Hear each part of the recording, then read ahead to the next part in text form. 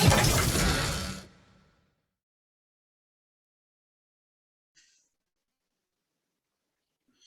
folks, it's Terry and Tom here at the Metaphysical Mysteries with a special guest, Michelle Bunting. She was with us on season 1, but things have changed and she's moved up the ladder here and into some new areas and new adventures. And Michelle comes to us from the great state of New Jersey, and her she's called the Consciousness Cultivator. At least that's the website.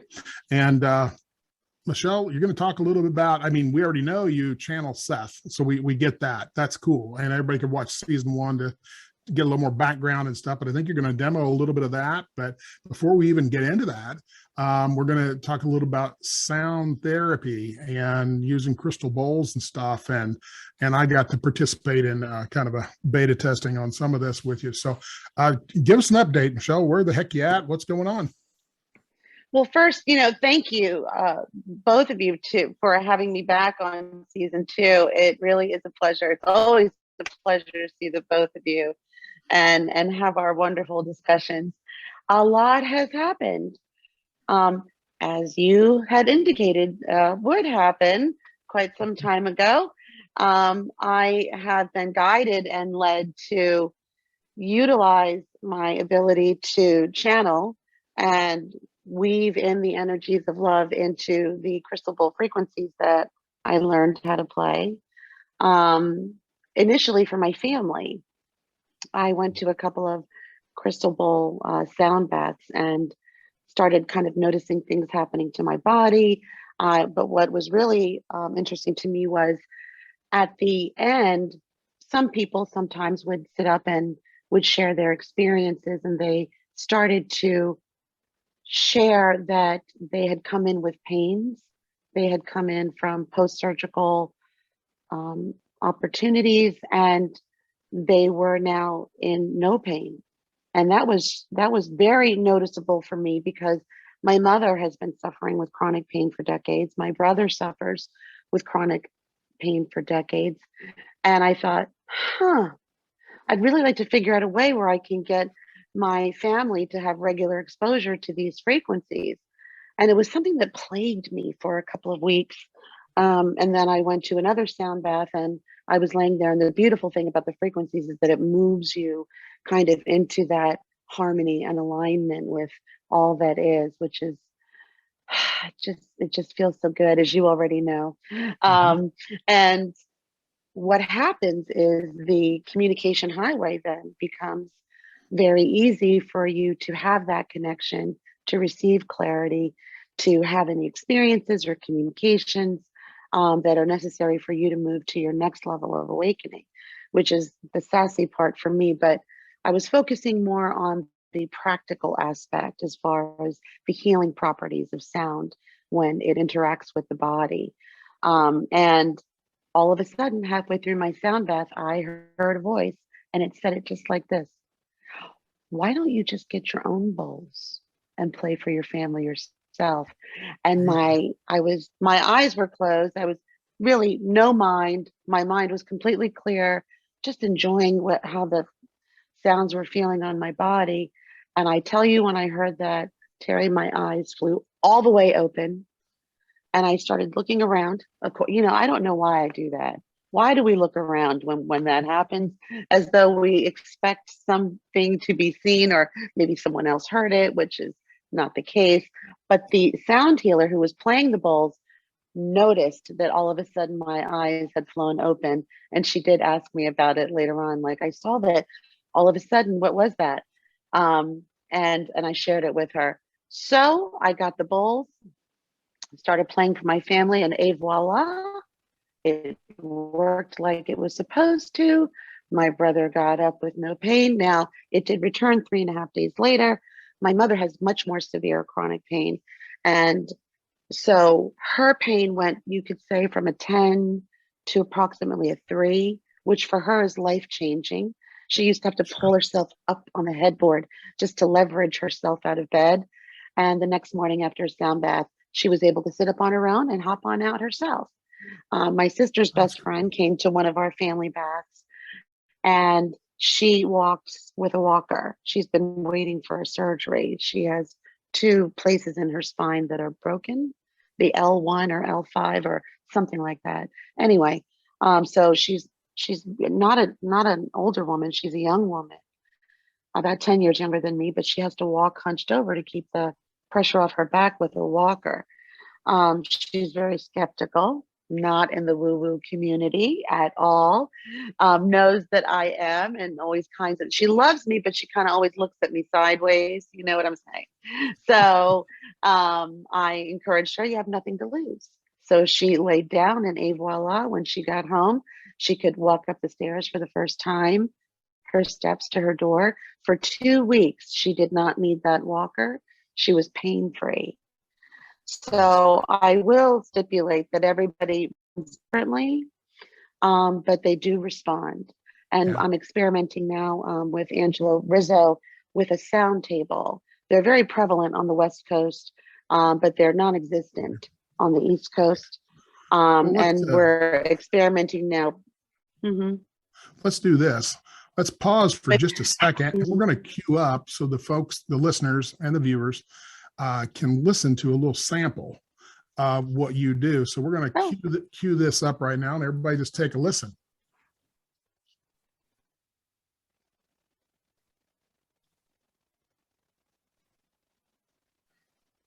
And we're back. So it gives everybody a little example of what this actually is going to sound like. Of course, that's a very short snippet of something that you want to sit in for, considerable period of time. What is it, somewhere close to an hour? Is that typical, or what is the normal sound recommendation? You would lay in relax mode and listen to this. What would be your recommendation for people? I've done private baths that were only a half an hour long with people that were suffering from chronic pain or some level of pain in their bodies, and they were able to get up and experience feeling much better. But I typically do an hour in a public session. Now you're doing Yeah. some pretty good sized groups. I mean, what's the numbers you typically try to run with, or have been running with? It can vary. Right now in this particular age that we're in, this space and time, there are a lot of things going on.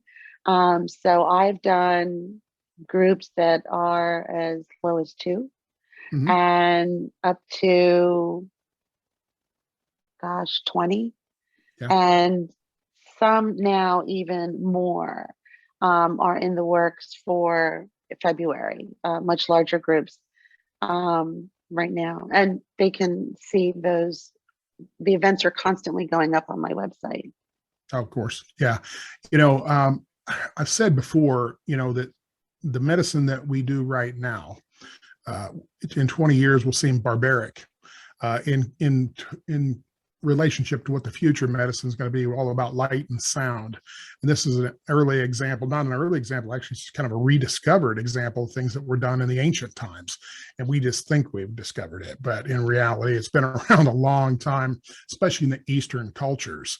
They certainly did that. And even in in the Americas, both North and South America, it may not have been done necessarily with crystal bowls, but can be done with voice and other things, where shamans and whatnot. And, I'm thinking Native Americans and so forth doing different work in that range, So I really feel like that's interesting. And just so the folks out there know, I participated a little bit in this. I had a significant surgery, a knee surgery.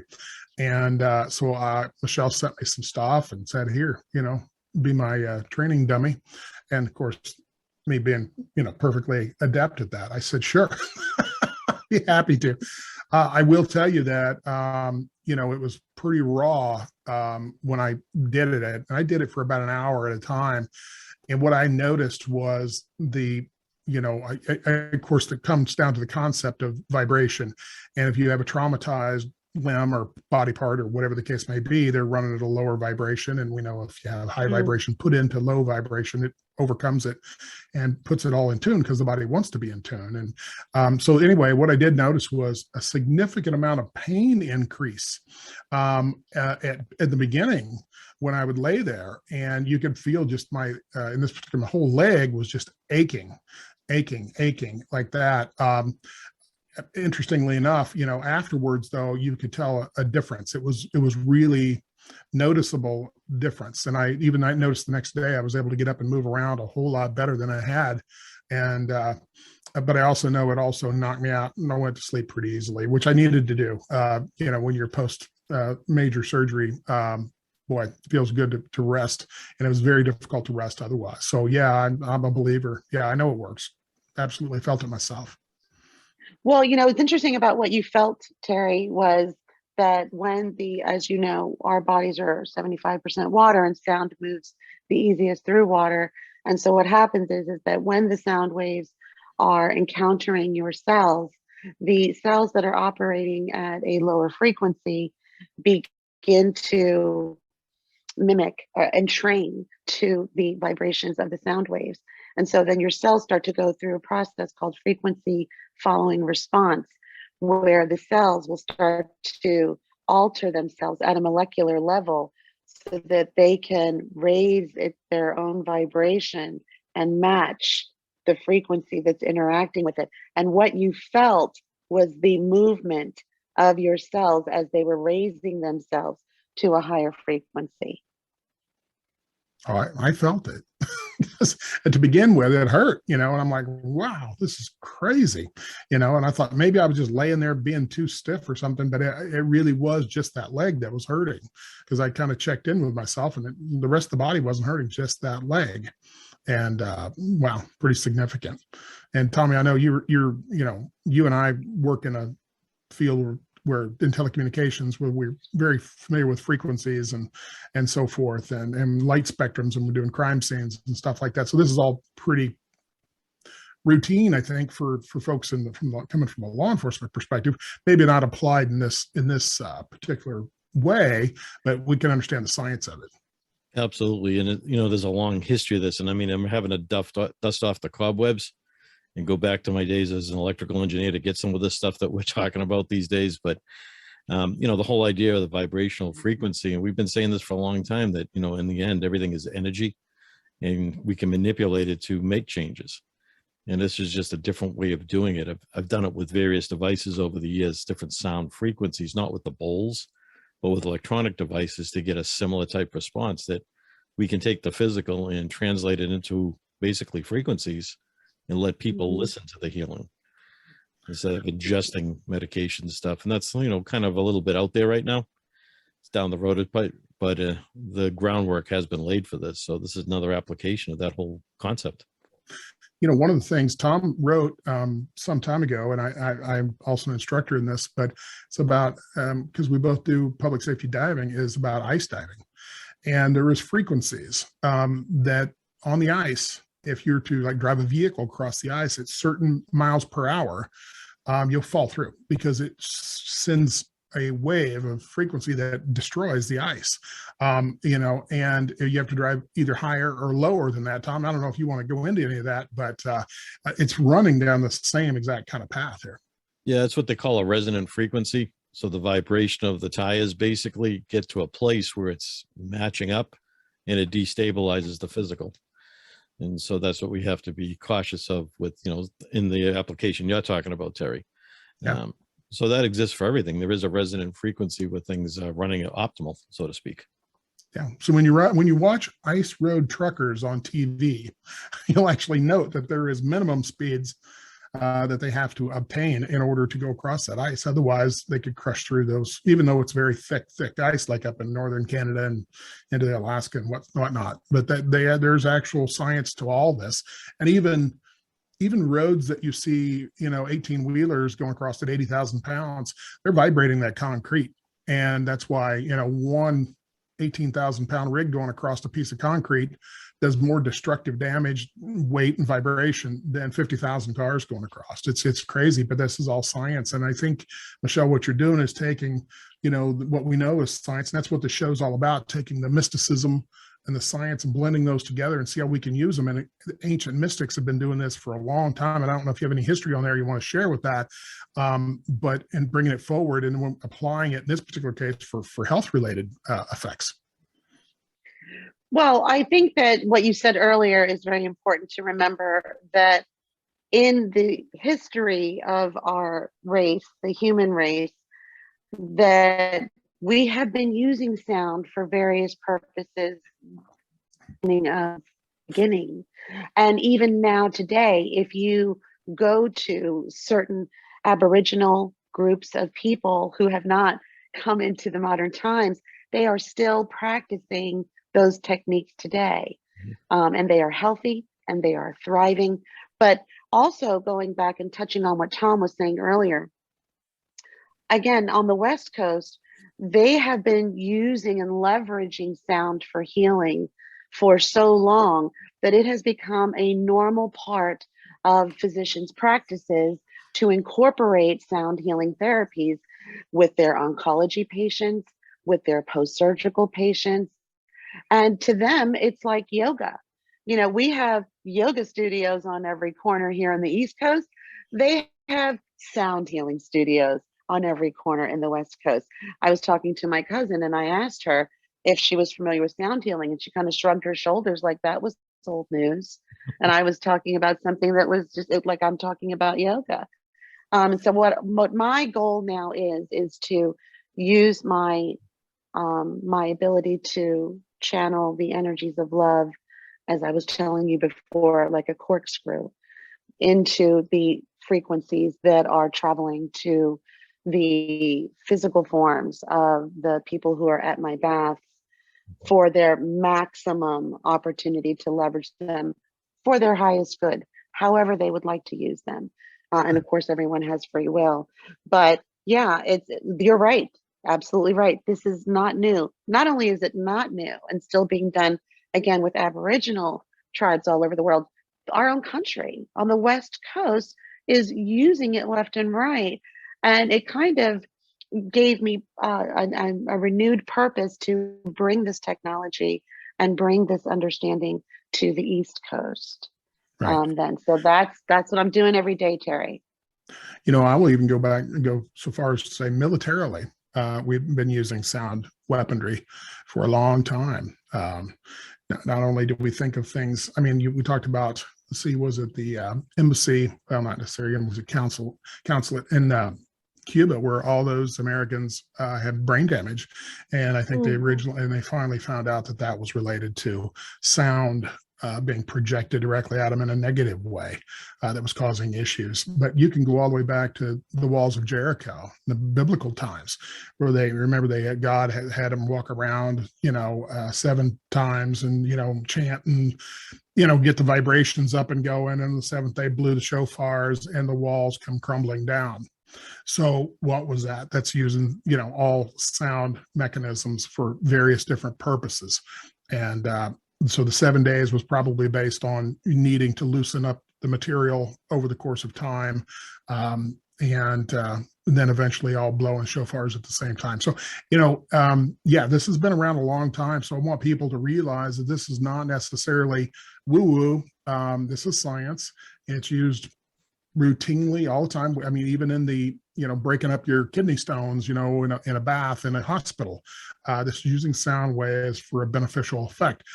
In the crystal system, do you want to talk a little bit, Michelle, about crystals in and of themselves? I mean, we know crystals hold certain energies. There are certain crystals that supposedly do different things for different people. People will wear, a garnet, for, love life or whatever, or sex or whatever the case may be, or a rose quartz. And, they start breaking it up into rubies do this and diamonds do that. And, whatever, amethyst does this and that, and so I don't know if you can get into any of what you use with your crystal bowls and what they're supposed to do, what they're supposed to resonate as, and if there's some bowls that are different than others, or just exactly what. And how long, if you strike a bowl and run a piece around it, how long does that take? Give some insight into how this actually operates. Yeah, absolutely, no problem at all. I actually took lessons from Sarah Joy Coolin at Divine Harmonies, and what I learned is that the crystal bowls are literally quartz crystal that has been taken from the earth and has been manufactured, meaning cut, to a hertz frequency of 432. Each bowl, you will notice in the video, is a different size. And that's because each bowl resonates a tone. So the F note, the D note, the C note, and so on and so forth, G, A, B. And each tone, like in music, resonates a particular frequency. And so the crystal bowls that I play and that a lot of people play are representative of the 7 energy meridians in your body, we call chakras. So what's interesting about your story with your knee, Terry, is that I may be playing the crystal bowl that is the F bowl, which is the heart chakra.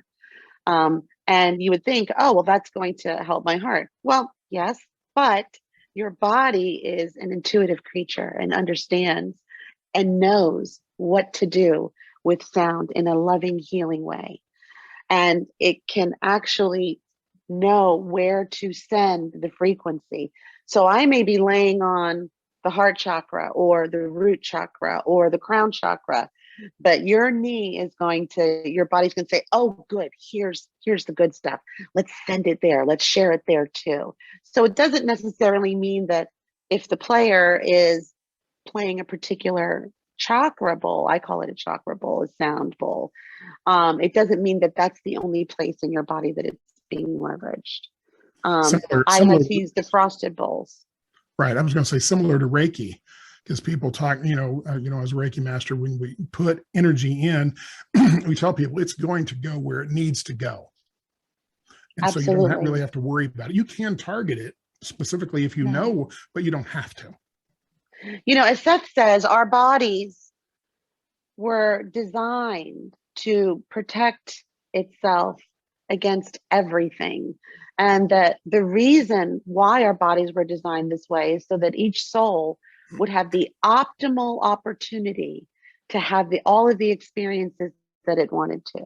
And of course, it's only the energy of our beliefs that there's maybe something different in our experience. But originally, it was a good plan. Our bodies were designed to literally be able to know how to be a part of this mind, body, spirit complex in our journeys. Right. So let's see, 12 notes on the musical scale, is that correct? And 12 sign of completion, and there's technically 12 chakras. Of course, like Edgar Casey said, when they asked him about that, we talk about the 7 chakras we typically talk about. And he said, well, there's actually 12. Well, what are the other ones? And I think his comment was a little sarcastic. Oh, why would I tell you about the other ones? You're not even using your 7. I love that. That's awesome. That's awesome. So kind of yeah, fun stuff. Exactly. Yeah. Tommy? I think it's just some really cool stuff. I think people should give this a shot. Like I said, there's been a long history of the utilization of this stuff. This is just a different application of it. So if you haven't tried it before, give it a shot. At first, it's kind of weird. I'll admit that. The first time I did, I'm sitting there listening, going like, really? But once you get past that, you do get an impact if you're open to it. Absolutely. Well, I know we were trying to figure out what to call this stuff, or at least I remember, Michelle, you talked, and I kind of did a little meditation on that, and I got back chi splicing, and chi is dealing with energy, and energy is vibratory in nature and light in nature. It's wrapped up kind of like a candy cane, both of them. And when you think of chi, your energy, and it's splicing over into something else, it's taking a high energy, splicing it into a low energy so that they weave together and become the high energy. And that's the way I saw it. And they showed me that and why they did it. Chi splicing, I guess because I knew what that would be. And they also called it, I asked for a second name just because, I don't know, I was in the mood for it, I guess. And they said it was called Kaisei, which was, I think, more Japanese than Chinese. Now, why they said that, I don't know, but Kaisei is, again, energy, but it was an energy sword, and a sword that does not touch blood, but still would have an effect on the body, of course, in light, almost like a light sword. So pretty interesting stuff. Get a little Jedi mind going here, and keep talking too much, but I know one of my degrees is in telecommunications management, and so this kind of concept has certainly very common in my mind. To the average person, I suppose it doesn't even strike them. But when you think of your microwave that you use every day, I mean, that's all in the spectrum. You're looking at infrared light. A lot of times you go into a gym and you're working out, you know, like these Planet Fitness, they're all over the country. Almost all of them have a total body enhancement. There's a infrared light. You get a booth, you know, like a tanning booth, except it's just infrared light. And that's going in at that particular frequency to heal, you know, a lot of tissue issues and so forth and make you feel better. So this is concepts that are coming right online, right out in front. Michelle, if somebody wanted to get involved with this as far as start themselves and pick up a crystal ball or get some training, what would you say for them to do? I would encourage them to kind of, first of all, it's a very intuitive activity. There's a certain level of knowing your soul knows what to do with sound waves. But to get the full body and range of information, I would consult with professionals that are experienced in their field. Again, I took lessons from Divine Harmonies, but I also realized that I needed to kind of go beyond that as well and understand the impact, as what you just said, Terry, hertz frequencies and the different levels of frequencies and how they impact the body differently, which is kind of what I'm integrating now in designing my sound baths, to understand that, you know, 40 really helps with tissue regeneration and broken bones, or, you know, so on, and to learn all the gradations. So you're right. It's not just the 7 chakras. It's not even just the 12 chakras. There's a lot of different ways to incorporate the body of knowledge of sound, even if you're only just playing the crystal bowls. I would start with lessons, though. Yeah, absolutely. Well, you know, and tuning forks are another version of this in a way. The tuning forks are typically not done with crystals or quartz, but it's done with metal, you know, but it does create the vibration. Now, of course, for police officers, they use tuning forks every day, and they're regular. If they're on patrol, they do anyway, especially because that's how they check their radar guns.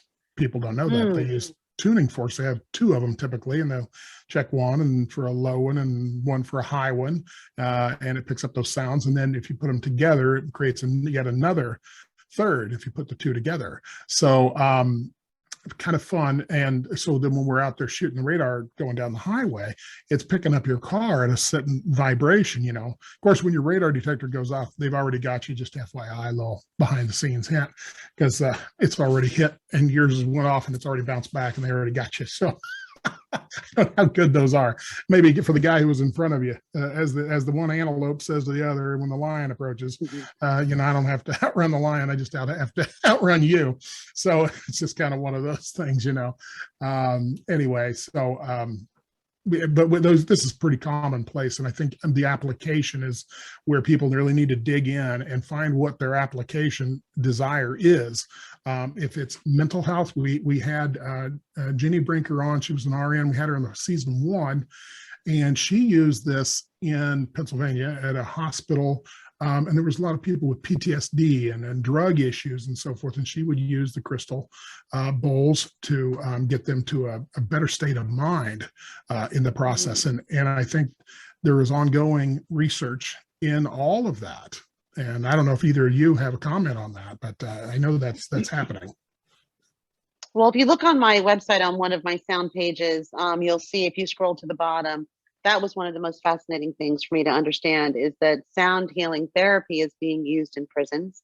It's being used to treat soldiers who are returning with PTSD issues, and a variety of mental health issues. And when you think about it, you're elevating and altering the vibration of your cells.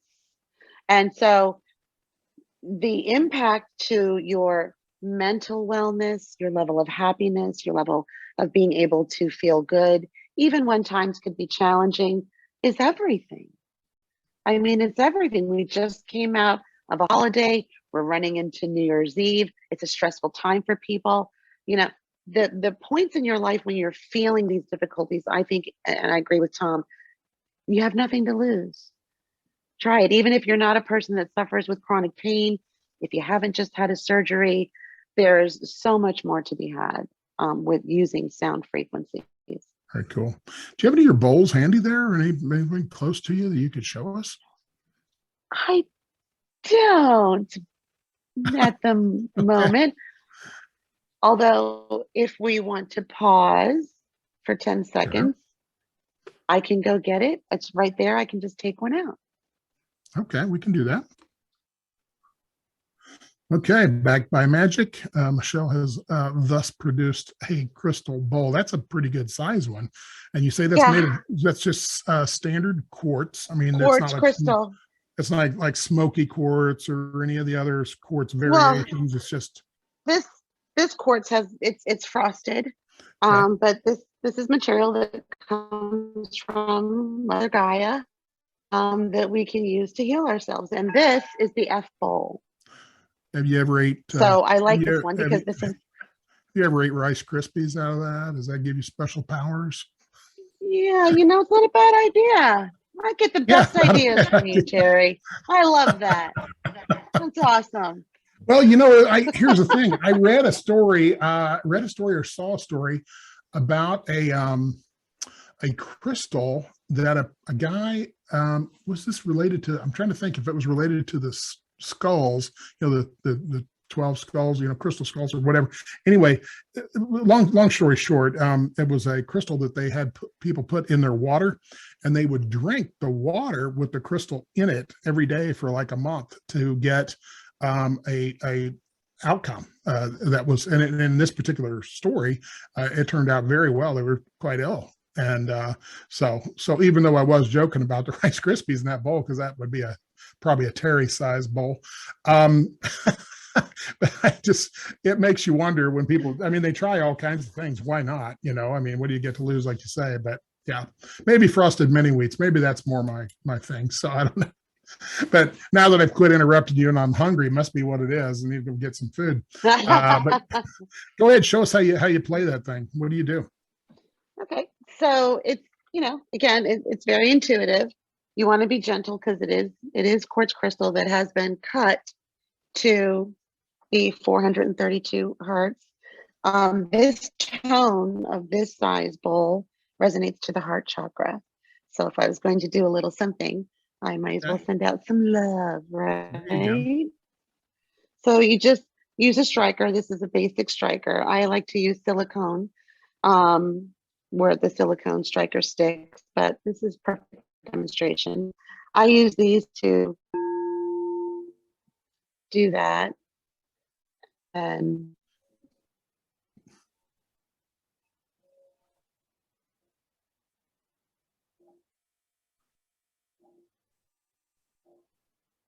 you just do this for a little bit. And your body is going to respond. Again, the word is entrainment.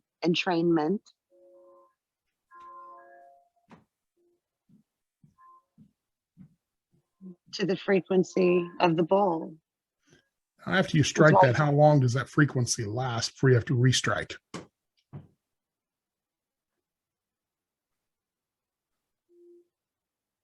Depending on the impact of the striker on the bowl. Different lengths of time. Okay. Gotcha. Very cool. It's fading in and out of your background, so it looks kind of magical from this side. Sorry. Now, how much does that actually cost if a guy or gal wanted to invest some money and get their own system?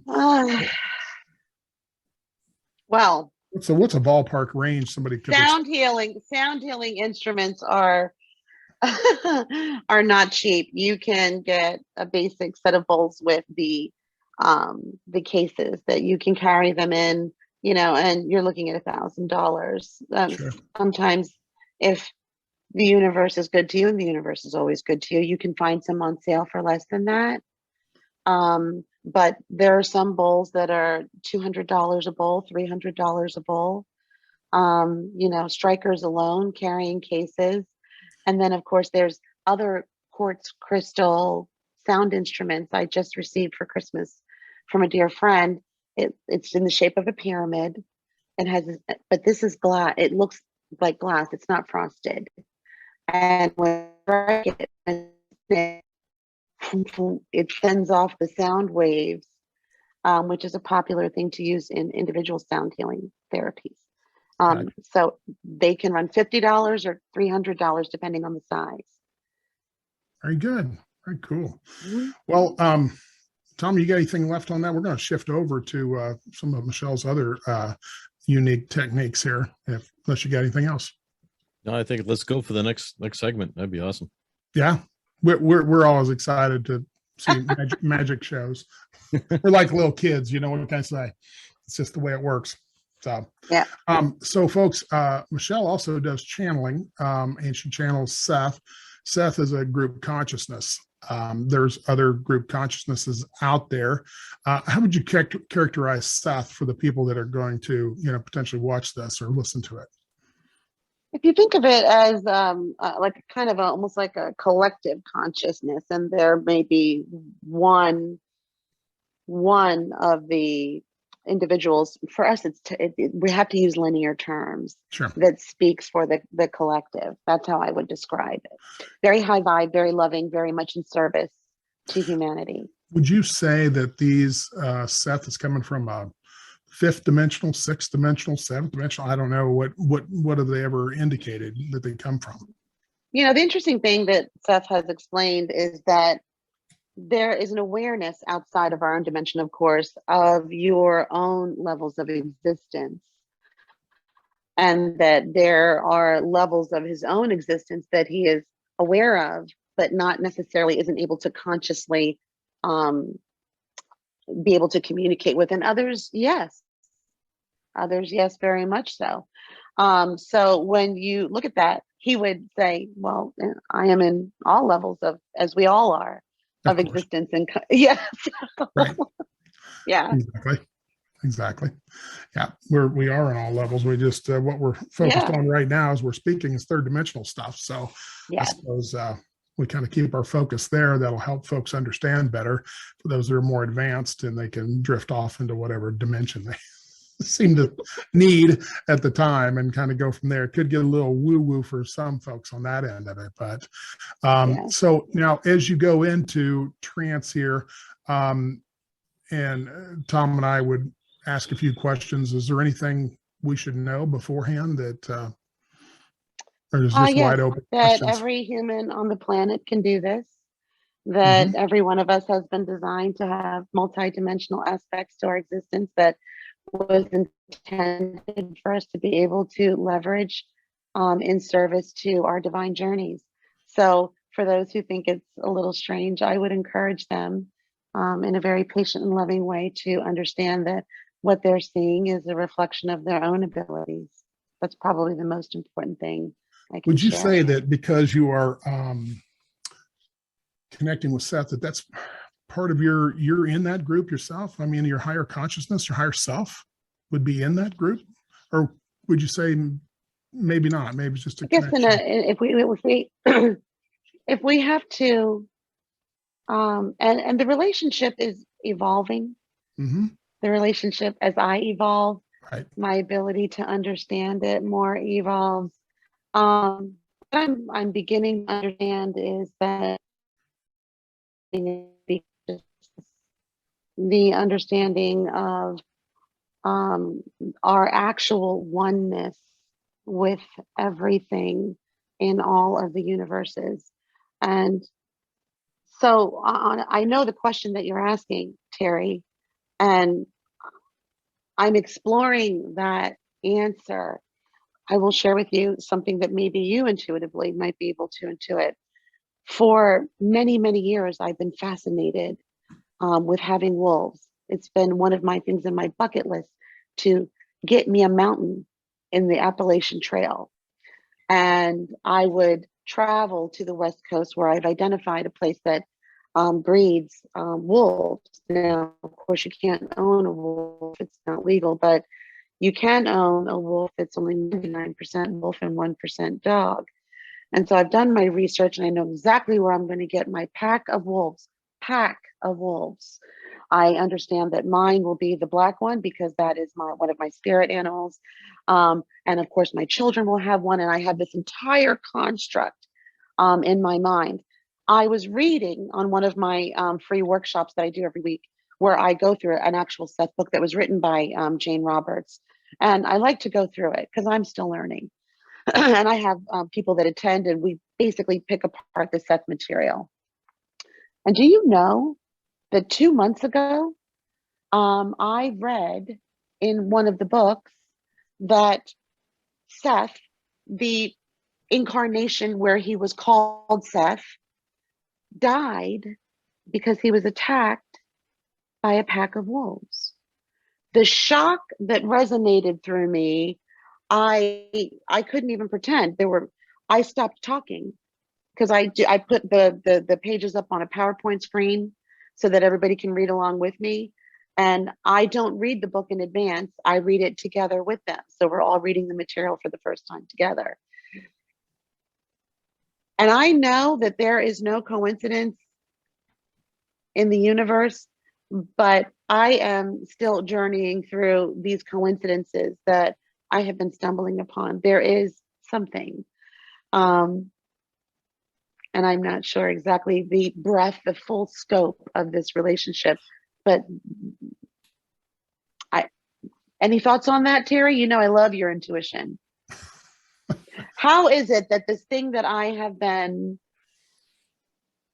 dreaming for myself to co-create and be one with nature in that way, specifically with a pack of wolves that my family can enjoy, that we can, the symbiosis of the relationship of humans and wolves, which I am, there's no question in my mind, is the very way that when Seth was one of his incarnations, he was called Seth. He likes that name. That's why he calls himself that name now.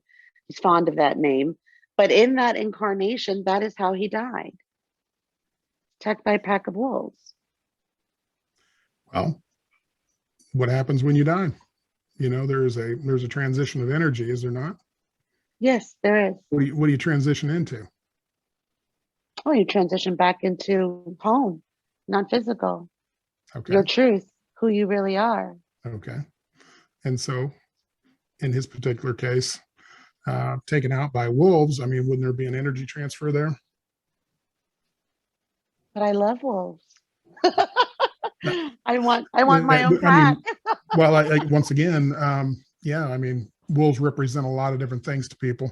I will tell you though, from a canine handler point of view, I wouldn't recommend it. Anybody have wolves? A wolf dog, usually bred with German Shepherds, they breed them down to about, I think, the 4th generation away from the wolf before they consider them safe to be around, just FYI, because they're such a, wild creature. So people do find themselves chewed up into pieces, owning some of those wolf dogs, and so forth. But I understand the concept of wanting to, bond with the freedom and the group mentality. But it makes sense because they run in a pack. You're talking to a group consciousness and so forth. So that does make sense. And they work as a team together to get things done. So it makes sense that would be part partial to this. That's why I ask if you feel like your higher consciousness, your higher self is part of that group. I would suspect that's accurate. So just talking to your own people, that's why it's a wolf pack. It's a great representation of the style of the group consciousness. So thank you. Yeah. So anyway, well, hey, we'll let you get into your whatever zone you need to get into, and we'll hang out until you're ready. How about that? Yeah.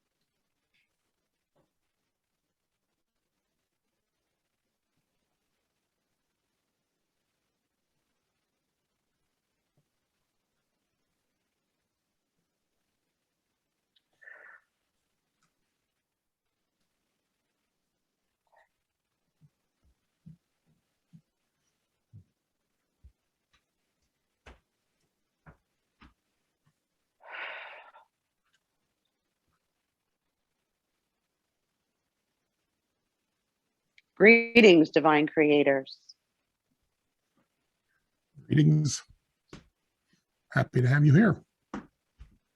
Happy to be with you in this moment in space and time.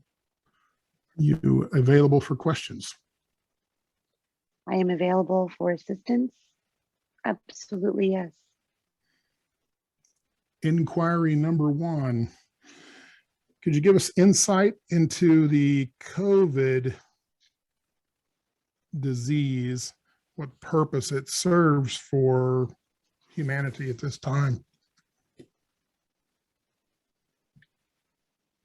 Although the global event was created as a mass event, meaning individuals create their own reality, and such groups can also create their own realities. We call them mass events. There are the individuals and the nature then of mass events. And so collectively, this was a condition that was created by the masses.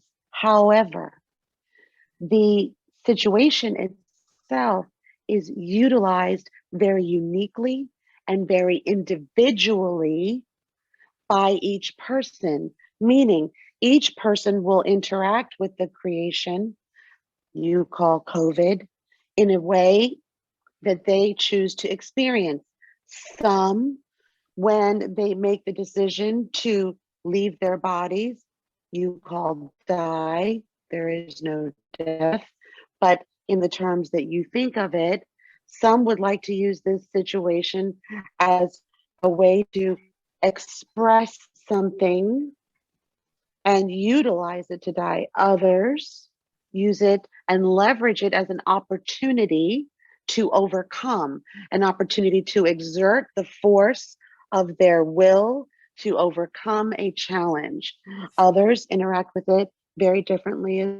And so you can then begin to get the range that although the event was created as a mass event by all, meaning humanity wanted this situation, but to be used individually for each own's creative intent then. And it has served everyone in that fashion.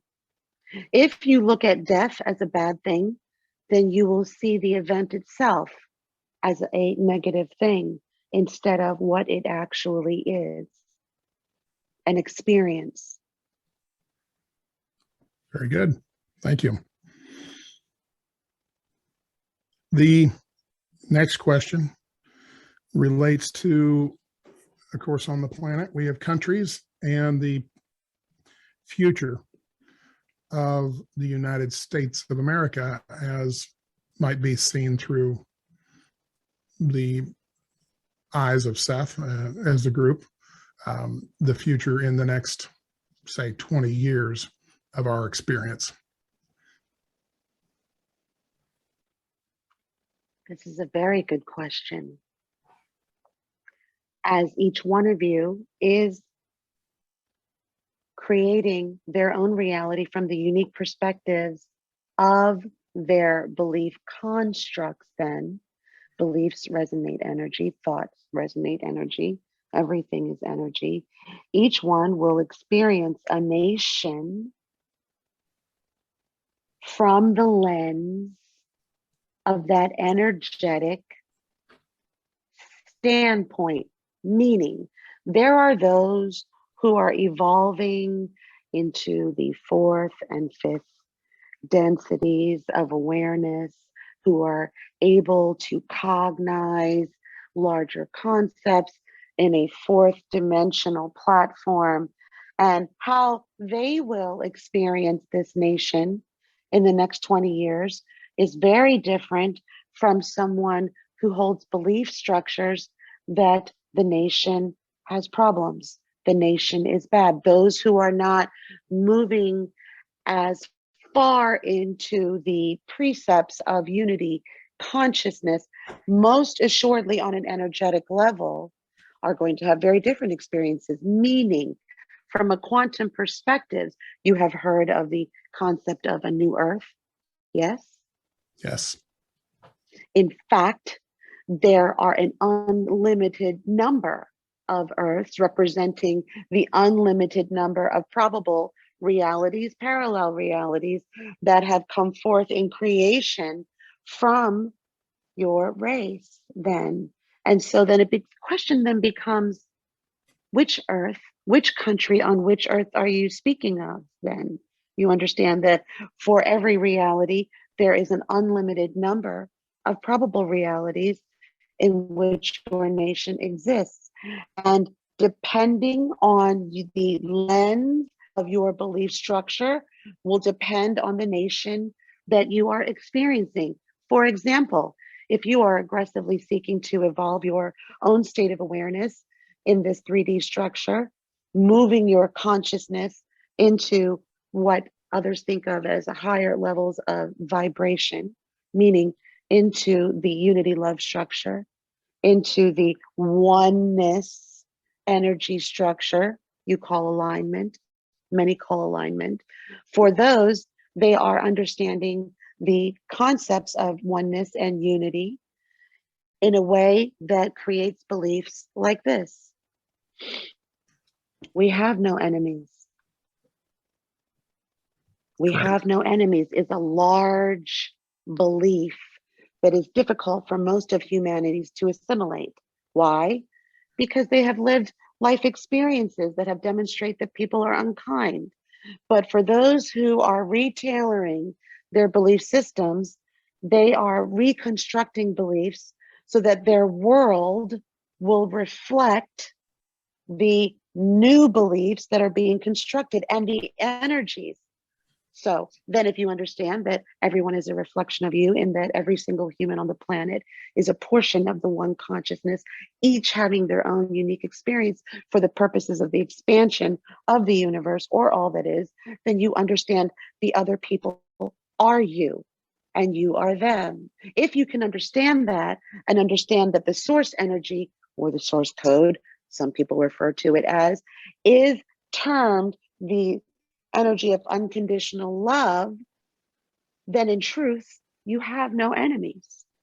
If you believe this, you will merge from a quantum perspective into realities where you will experience that truth, a nation of peace, a world of peace, a world without racism or hatred. But if you have others that want to fully experience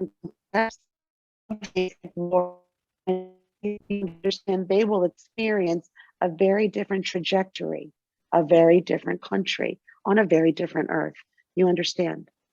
I do. And the question would be, Indeed. I propose that if individuals understood, and this is based on the reincarnation principle, if they understood each had been male, each had been female, each had been black, each had been white, Indeed. each had been Asian, Indian, whatever race, perhaps that level of consciousness would raise individually, thus creating a change in the group. Is that correct? That is correct. For every person that awakens and achieves echelons and levels of awakening, meaning they are furthering their evolution, the clarity, the energy, the knowledge is shared into the collective and assists others who would still like to awaken. That energy is utilized and leveraged by the others in your race. So you have heard the term or the concept that one can change a planet, yes? Yes, exactly. And it makes it easier for the others to follow. There's always going to be the way showers, and once they have assimilated to higher levels, make it much easier for others to follow. Those first ones are the more challenging ones. Would you confirm that some of these folks are simply more seasoned, or however you would characterize it, more seasoned souls that have been here longer and can make that way showing occupation, the movement, a little easier than others that have not maybe experienced as much. Indeed. The breadth and scope of the universe, as you know, it is beyond the human brain's comprehension. So I will attempt by using this limited language in this construct to explain it. All that is the universe, source, is much more than what science has understood then about the universe you live in. Meaning, there are life entities and forms that exist all throughout the universe in various degrees of form, if you will. If you think of light, if you think of matter, if you think of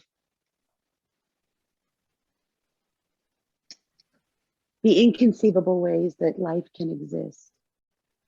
And so, yes, there are souls, as you say, I say, aspects, portions of consciousness that are wise, seasoned, old in terms that you understand it. But there are also very high vibrational beings that have also come to your planet throughout time to assist the ascension of humanity. And so you have what you call, it's kind of a blend then, if you can. You have those souls that have emerged and evolved as a consequence of having experienced this life as a human. You have people who are here to assist humankind in the form of what you think of as human, when in fact the soul did not originate from your planet. You understand? I do. But selected to incarnate on this planet to assist humankind with their ascension into love, then, which can be tricky because one can get caught in a loop. You understand that? I do. In the veil of forgetfulness that you refer to. Following that concept, using the religious constructs that exist, I'm going to focus on Christianity and Judaism. Let's go to Judaism first. There is a concept or understanding that Elijah, as the soul or aspect was known, reincarnated as John the Baptist, but yet there is some discern that that's not fully accurate, that there will still be another Elijah type soul to come on and to start and begin a messianic age, if you will, where the Christ consciousness, not necessarily Jesus the Christ coming back. Christians would say he would come back in a physical form. Others say it would be in a energetic Christ consciousness form. Is there anything you could do to clarify any of those thoughts that come from that probable reality already exists? Mm-hmm. And the soul that exists in fractals, let me explain this. Let me explain this to you. And this is disconcerting for some people. Your soul is fully within the body that you are occupying right now in this incarnation.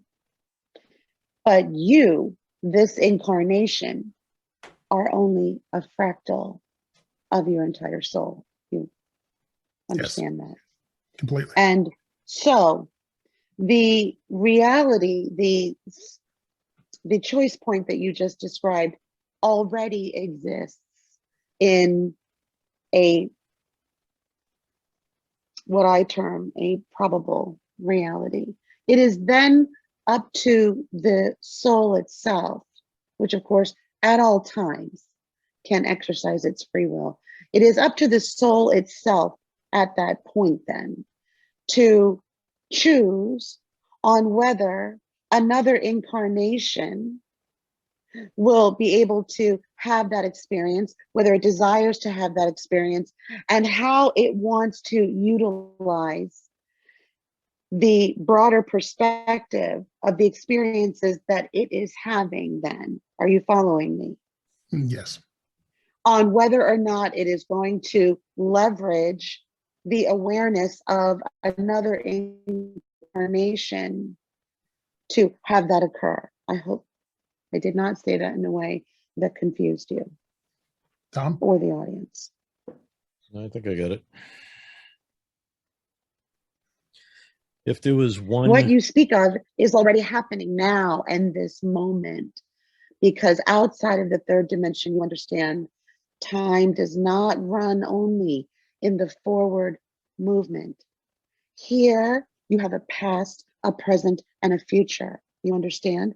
But if you can understand quantum from the quantum perspective, that there are an unlimited number of realities that one human has created in this incarnation alone, you can try to imagine the scope then of the vastness of all that is. And so what you speak of is occurring right now then. Yes. People are looking for an individual and incarnate body is what they're looking for. It may not be what they get, but it is what they're looking for. And they tend to look at it that way since they live in a third dimensional linear thought process.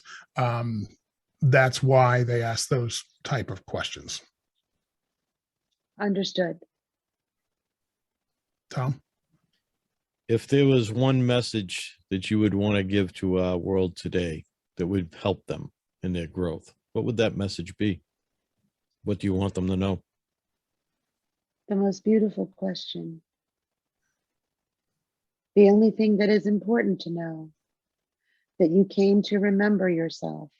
And in remembering, you came to come into the fullness of love, to be kind, to remember that you are an untapped reservoir of the energy you call unconditional love. You are worthy to receive and worthy to project it. You are an entity that has already been entrusted with the power to create worlds. It has been shared with you by all that is. You are trusted. You are trustworthy. You are deserving. You are the embodiment of the ability for all that is to love through you. Then you are love. If there is only one thing that you will try to believe in the observation of this experience, believe the truth of who and what you really are. Release judgment of self and release judgment of others. The universe expands from experiences. There is no wrong, there is no bad, unless you believe it is true. Resonate and align with who you are, the embodiment of love at all times, and you can transform everything.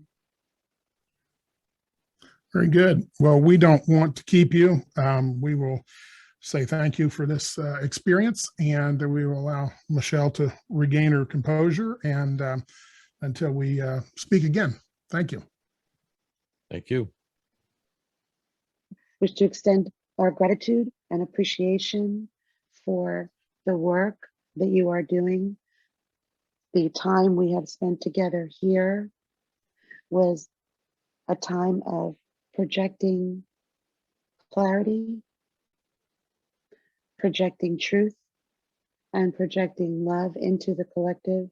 And so it is with deep gratitude to both of you that we bid you only a temporary adieu and extend the heartiest of our appreciation for your work. Good afternoon. Good afternoon. Thank you.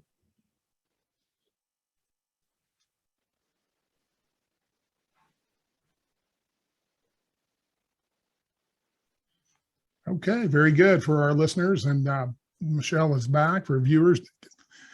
See that she is. Michelle, how's that feel after you get done with one of those sessions? Hi. Hi. Yeah, like you got high. It's free. Fantastic. Yes.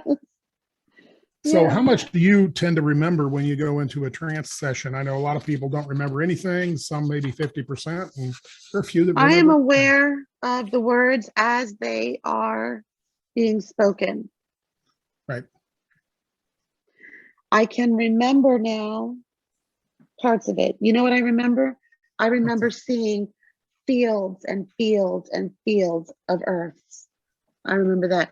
I don't remember the question that spawned it, but so I snippets. Yeah. Right. Yeah, it's every channeler is slightly different. I have found that they do on their remembrance. They get some of them just have a sense of what was covered, and other ones may remember 50% or more. It's possible. Edgar Casey, using him, we talked about him a couple of times. I mean, he would go into a deep sleep, and so he would remember nothing, and he would have to have that fed back to him so he could, kind of, go through it himself to learn. Because really, you're setting yourself off on a shelf. I tell you, you take the little Michelle and you just kind of set her on a shelf and let the greater consciousness come flowing through that instrument, so you can get a better microphone out there to the folks. So yes, absolutely. So it's pretty cool stuff. So, well, you know what? We've covered a ton of material here. Everything from, obviously channeling Seth and getting some really cool earth information for everybody. I hope everybody's enjoyed that. And then also, if people are interested in moving through into this field of sound healing, the kind of things that Michelle has shown here and described, and we've got a chance to see it, little snippets, and listen to it a little bit. And we'll put some of her contact information up at the end of the podcast and on the website, so you guys can reach out. Michelle, if people want to reach out to you, you want to kind of go through what's the easiest way to do that? How you prefer that? Yes. I love helping people learn and expand. So if they have any questions, or if they want to get into sound healing, I'm happy to help in any way that I can. They can email me at theconsciousnesscultivator.com. You'll see me there. Feel free to send an email. I put my phone number there. Feel free to text. Feel free to call. I think we're all in this together. So I do try to respond within 48 hours. So be patient. Theconsciousnesscultivator.com is the best way to go. Very good. Tom, get some wrap up. Yeah, as always, Michelle, it's a great experience when we get a chance to share these things with you. And I think the audience had an experience that they weren't going to find anywhere else today. So thank you for offering that up and being here for everybody. Really appreciate it. No, thank you, Tom. I really appreciate you, and I appreciate Terry for, having me back. It truly is an honor. And you know what? I just like talking to you guys.